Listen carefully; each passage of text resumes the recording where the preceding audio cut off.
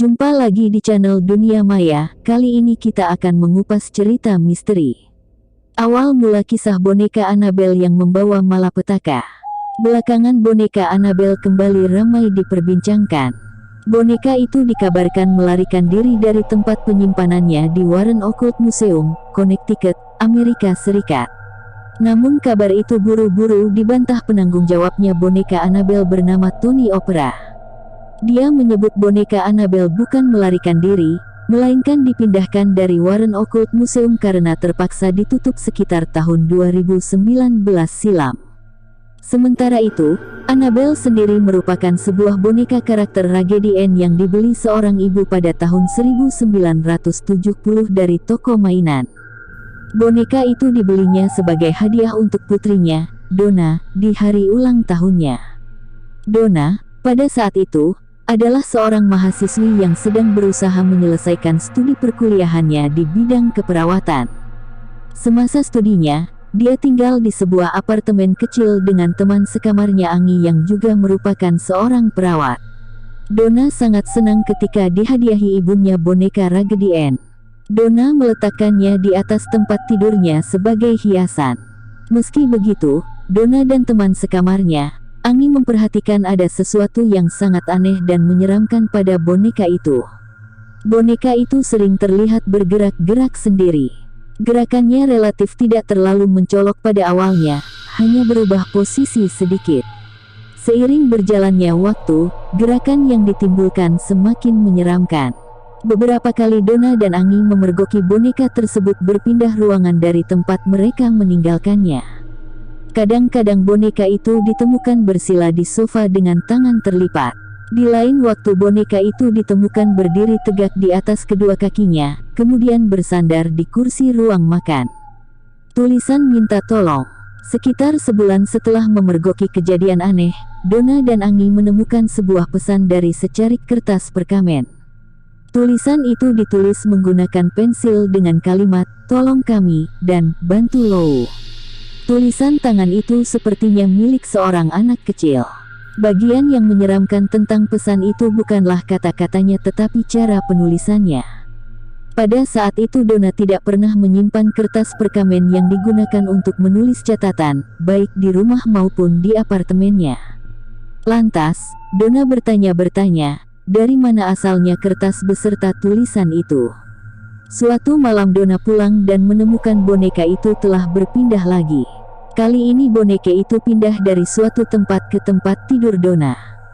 Donna yang sedang berada di atas tempat tidurnya menyadari boneka itu bergerak perlahan-lahan naik ke atas tempat tidur dan menyenggol bagian punggungnya. Dengan sedikit keberanian, Donna kemudian melihat ke arah boneka itu dan menemukan tetesan warna merah seperti darah di punggung tangan dan dadanya. Kejadian ini membuat Donna dan Angie tak tahan lagi. Mereka tak tinggal diam dan segera memanggil ahli demonologi untuk membantu mereka mengatasi boneka tersebut.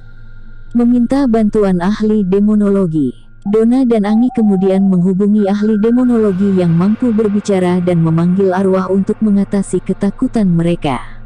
Ahli tersebut kemudian berbicara dengan boneka tersebut yang ternyata dirasuki oleh arwah bernama Annabelle Higgins. Kepada Donna dan Angie, ahli demonologi itu menceritakan jika Annabelle merupakan seorang gadis berusia 7 tahun yang tinggal di sekitar apartemen itu sejak lama. Dia meninggal di lapangan tempat kompleks apartemen sekarang berdiri. Arwah Annabelle mengaku senang tinggal bersama Donna dan Angie di dalam tubuh boneka Raggedy Ann. Merasa iba pada Annabelle dan ceritanya, Donna dan Angie mengizinkannya untuk tinggal bersama mereka. Meskipun tampaknya hal ini bukanlah pilihan bijak, terutama ketika Lou, teman mereka, menjadi teror dari kengerian boneka Annabelle. Tragedi Lou. Suatu hari Lou, yang merupakan teman Donna dan Angie bertandang ke apartemen mereka. Lou sudah sejak lama tidak pernah menyukai boneka itu. Dalam beberapa kesempatan memperingatkan Donna bahwa boneka itu jahat dan dia harus menyingkirkannya. Tapi Donna terlalu sayang dengan boneka itu. Dia hanya menganggap permintaan Lou sebagai angin lewat. Meskipun pada akhirnya keputusan Donna merupakan kesalahan besar. Suatu saat Lou yang sedang menginap di apartemen Donna dan Angie terbangun pada suatu malam dengan keadaan panik. Ketika terbangun, Lou merasakan banyak kejanggalan. Tubuhnya tidak bisa digerakkan. Dia kemudian berusaha melihat sekeliling ruangan. Ketika melihat ke bawah, dia menemukan boneka Raggedy Ann menyergap kakinya dan bergerak menuju atas dada Lou. Dalam hitungan detik boneka itu mencekiknya. Lou berusaha melawan tetapi tidak bisa. Dia panik dan pingsan. Lou terbangun keesokan paginya dan meyakini apa yang dilaluinya hanya sebuah mimpi buruk belaka. Beberapa hari berlalu, Lou kemudian kembali menyambangi apartemen Donna. Namun saat itu dia menyadari apartemen itu tampak sepi dan menakutkan. Dia juga mendengar suara gemerisik dari kamar Donna. Lou takut karena berpikir ada perampok yang masuk ke kamar Donna. Lou memutuskan untuk mencari tahu siapa yang ada di dalam kamar. Dia kemudian berjalan perlahan-lahan ke pintu kamar tidur. Setelah suara tersebut berhenti, Lou kemudian memberanikan diri masuk ke dalam kamar dan menyalakan lampu. Ternyata kamar Donna kosong. Hanya ada boneka Raggedy Ann di sudut ruang dalam kamar itu. Lou kemudian mencoba mendekati boneka yang dirasuki arwah Annabelle itu. Tiba-tiba dia merasa ada sosok aneh berada di belakangnya. Lou refleks berputar ke belakang. Betapa kagetnya dia menyadari sosok itu mendekatinya dan mencabik-cabik bagian dada Lou hingga kemejanya berlumuran darah. Ketika membuka kemejanya, Lou melihat ada 7 tanda cakar di kulit dadanya. 3 goresan itu terbentuk secara vertikal dan 4 horizontal. Lou kemudian menceritakan kejadian ini kepada Donna dan Angie. Lou menyebut semua lukanya panas seperti luka bakar. Beruntung goresan ini segera sembuh dan hilang beberapa hari berikutnya. Donna bertindak. Melihat kejadian itu, Donna akhirnya percaya ada yang tak beres dari boneka kesayangannya itu. Dia yakin Annabelle bukan roh biasa melainkan iblis yang jahat. Lou kemudian kembali memanggil imam bernama Pastor Hagan. Mendengar cerita Donna, Pastor Hagan merasa kejadian ini merupakan masalah spiritual yang perlu diatasi oleh otoritas yang lebih tinggi di gereja. Jadi dia menghubungi Pastor Cook dan ahli paranormal bernama Ed dan Lorraine Warren. Ed dan Lorraine Warren tertarik dengan kasus ini dan sepakat membantu Donna serta para pastor menangani permasalahan boneka itu. Setelah mendengar kesaksian Donna, Lou dan Angie, keluarga Warrens berkesimpulan bahwa boneka Raggedy Ann sebenarnya tidak dirasuki tetapi dimanipulasi oleh kehadiran yang tidak manusiawi. Warren mengatakan roh sejatinya tidak bisa menguasai benda mati seperti rumah atau mainan. Tetapi mereka merasuki pikiran manusia dan menciptakan ilusi bahwa boneka itu hidup. Roh ini bermaksud meminta pengakuan atas kehadiran mereka di dunia.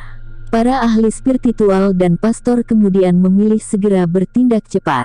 Karena mereka merasa kalau hal ini dibiarkan bisa berdampak buruk terhadap Donna dan teman-temannya.